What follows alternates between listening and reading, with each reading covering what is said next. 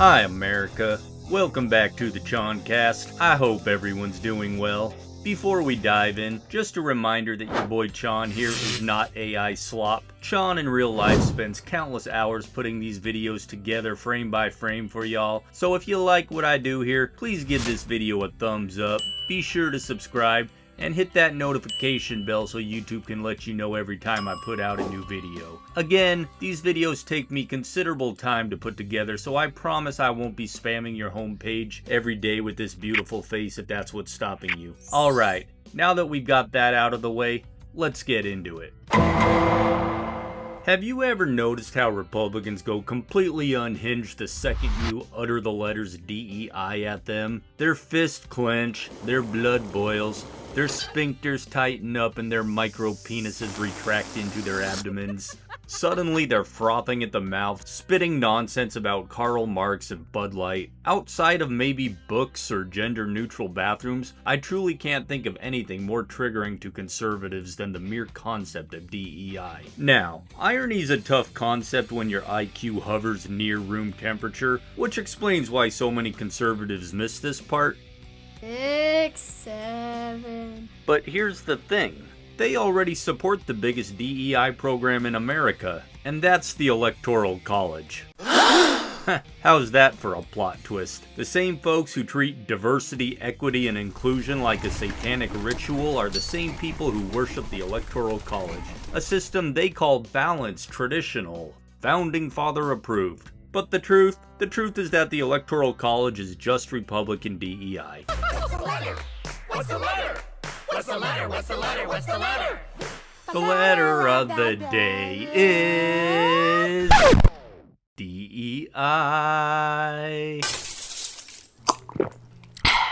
So, if you ever want to watch a conservative spontaneously combust, just tell them their beloved voting system is a government-mandated inclusion program for red states. D is for diversity of geography, E is for equity, if you're in the right state, and I is for inclusion, of votes that benefit the Republican Party, of course.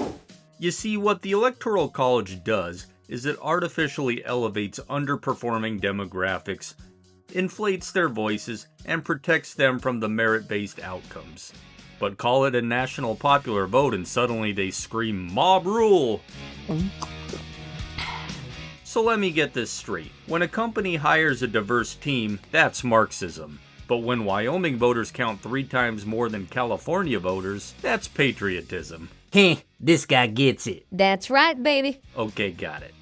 No, the Electoral College is little more than a diversity program for white rural states with bad Wi-Fi and worse opinions. Now look, the Founding Fathers, they weren't exactly big on small d democracy. Most of them didn't trust the people either. And honestly, as I get older and meet more people, I kinda see where they were coming from. But that doesn't make it right, and it sure as heck doesn't make it fair.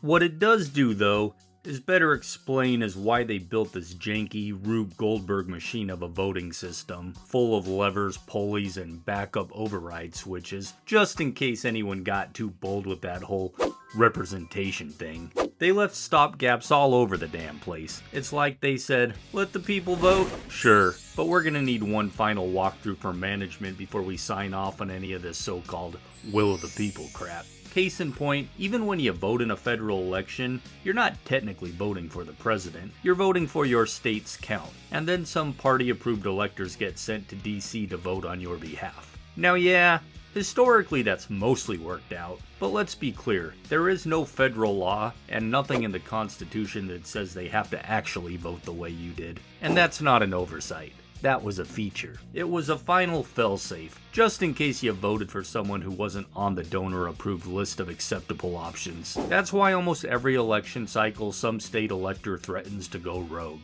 And only recently, mostly in blue states, have state laws even started requiring electors to follow the popular vote. But back when the founders were drawing this up, that protection didn't exist, and there's no way that was an accident.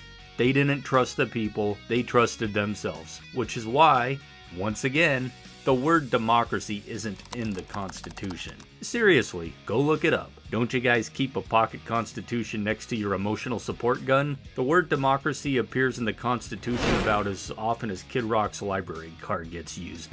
Never. So yeah, if you want a system where your voice matters more based on your zip code, your gun rack, or what flavor of Jesus your town prays to, congrats. You already have DEI. Republican DEI. The Electoral College is just white rural affirmative action. It's the GOP's diversity program. And like all conservative programs, it's just designed to make sure they never lose power, even if they lose the vote. Kind of ironic, isn't it, that the party that likes to scream about participation trophies built a system that rewards them with one every 4 years? I'm sorry, but them's be the facts. Now, while our conservative friends try to pry their coiled penises out of their stomachs, let's talk about how the Electoral College actually came to be. Spoiler, it wasn't divine inspiration from George Washington's powdered ass. It was a backroom deal designed to bribe the South into joining the Constitution Party.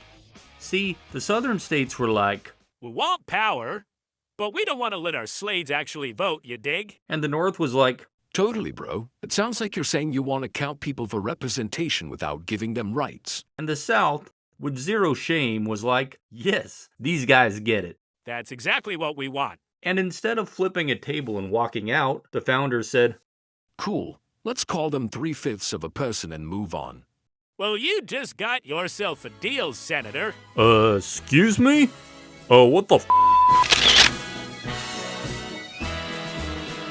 And contrary to conservative revisionist folklore, that's literally what the Electoral College is built on. A system that gave slave states extra votes by counting the people they refused to recognize as human.